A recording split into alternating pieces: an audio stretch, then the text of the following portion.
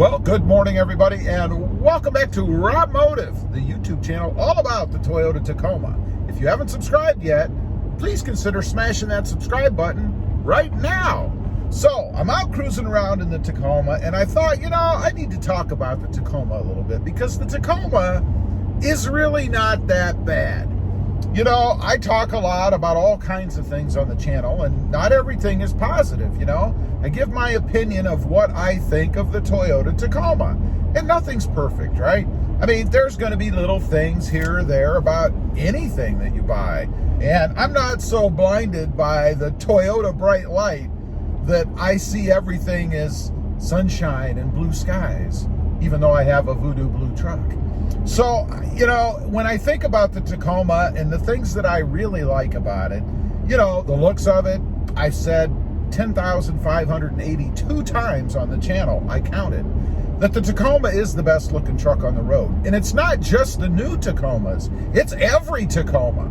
Ever since Toyota came out with the Tacoma, the very first one, it was and still is the best looking truck on the road. And I really like the older ones. I'd love to put my hand on one of the older versions, fix it up, give it some fresh paint, modernize it a little bit, technology, radio, all that kind of stuff. But they're hard to find. They're hard to find in good enough shape with, I guess, enough life left in them, because they've been driven for thousands and thousands of miles. And typically they're used as, work trucks. They've had many different owners, at least down here from what I see, down in South Texas. So they've got dents and scratches and, that R word, rust. And you have to be careful too, because Toyota here's a negative, did have a frame rust problem. Still not sure whether that's resolved or not, but you have to watch that too in the older and really not that older versions, just to make sure that you don't get one that has that frame problem. But otherwise, solid truck, reliable. They are known for reliability. If Tacoma is built, or the Toyota Tacoma is built on anything, it is quality and reliability. And I gotta say, I'm on my 6th or 7th, I think it's 6th, Toyota Tacoma, and I've never had any issues with any of them. Other than your normal, there's been a couple of recalls here or there over the years, but I never had any issue that would have told me I even needed that recall. So, yeah, you're going to get things like that. And unfortunately, since Toyota doesn't build every part that goes into the Tacoma, you're always going to have maybe parts and things that don't necessarily meet their quality standards because they're not manufactured by them. So I expect that once in a while, but even with that, Toyota has been rock solid for me. Now, one thing that I have mentioned frequently on the channel, I suppose, before I had the 2020, was the outdated technology in the truck. Toyota did take care of that with the 2020. With this new radio that we have, you've got everything that you could want in it. The only thing that I could ask out of it, I guess, that it doesn't give is connectivity via Bluetooth for Apple CarPlay and Android Auto, meaning you don't have to run a cable from your phone to plug it in to get that. That's the only thing I could really dog them for, and that's pretty minor.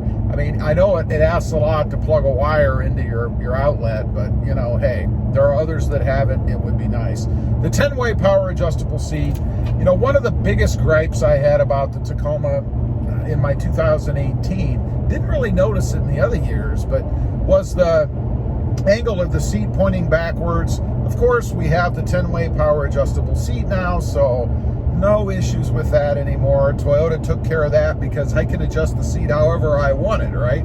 All over the place. Even has lumbar in it now.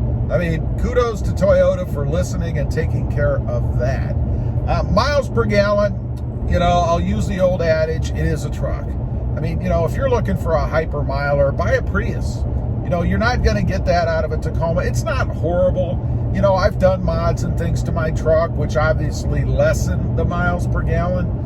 Did a video recently over on my Jeep channel focusing on the weight added for aftermarket wheels and tires. And that was 217 pounds. Well, I kind of did the same thing on this truck. It's about the same size wheel and tire, so in essence, if assuming the stock setup was equivalent to what the Gladiator has, you know, or the Wrangler, I guess. I've added over 200 pounds. So it's like carrying around a husky guy with you all the time. Although I'm not that far away myself, I guess. So obviously with that, you're carrying around more weight. You are going to get a bit reduced, or you're going to reduce the fuel economy a little bit because you're always hauling weight around with you. So that's not the truck's fault by any means. If you leave it stock, I have heard from most people, I think, that actually have stock trucks, that they're actually getting what is stated on the sticker. So they're not having any issues with fuel economy. And again, I think it's pretty good for what the truck is. It is a truck.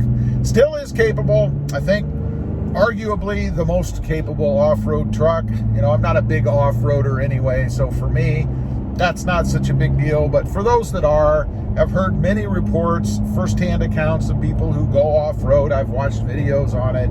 And the Tacoma is probably only second to the Jeep Wrangler, you know, which, let's face it, it's a Jeep Wrangler. It's built almost solely for off-road. Given how it feels on-road, I can tell you. My wife has one, if you didn't know. So it's perfectly capable that way. No issues. And then lastly, you know, Modability. You know, what can't you do with your Toyota Tacoma if you want to? And the nice thing about that is that you can make it your own. You know, you can put things on it the way that you want it to be, customize it both aesthetically and even mechanically if you want. Now, mechanically, I speak more, I suppose, about exhausts and cold air intakes and even the re-gear if you happen to have an automatic and you're not happy with the way that's set up. Plenty of people have done that, and I've heard lots of reports on how successful that is and the difference that it makes. I will say that the reason I never went with a re-gear on my automatic that I had, my 2018, is because I didn't want to lose top-end speed. You know, I wanted the ability to maintain that top-end performance. So it never even crossed my mind, because when you change, you go to quicker off-the-line speed, if you will, you're going to lose some top end, and I never wanted that to happen. So that's why I never did it. Although, let's face it, I mean, is it a race car? Did I really need to be able to go 120 versus 95, you know, or whatever? I don't know. So it is an awesome truck. The Tacoma really isn't that bad. I know it catches a lot of grief out there from people on various things, and I think the reason is that we hold it to a higher standard. You know, because that's what the Tacoma is. It is a higher standard. So anytime there's even the smallest thing that we can pick or point out, we do. But it isn't bad. The truck is awesome. Anyway, leave a comment. Let me know what you think, especially if you've got a Toyota Tacoma, you've got experience with it. Do you think it's really that bad? Or are you happy with it? Do you think it's awesome like I do? Also, real quick, if you're interested, I do have 2 additional channels. The first is RobMotive Tundra, all about my hunt for the upcoming redesigned Toyota Tundra. And RobMotive JT, about my experiences with the Jeep Gladiator, as well as mods and other things on that truck. Check them out, and if you're interested, please consider subscribing. Don't forget to click that notification bell so that you don't miss out on upcoming videos. And do me a favor, smash that subscribe button on the way out. Thanks for watching. Stay safe out there.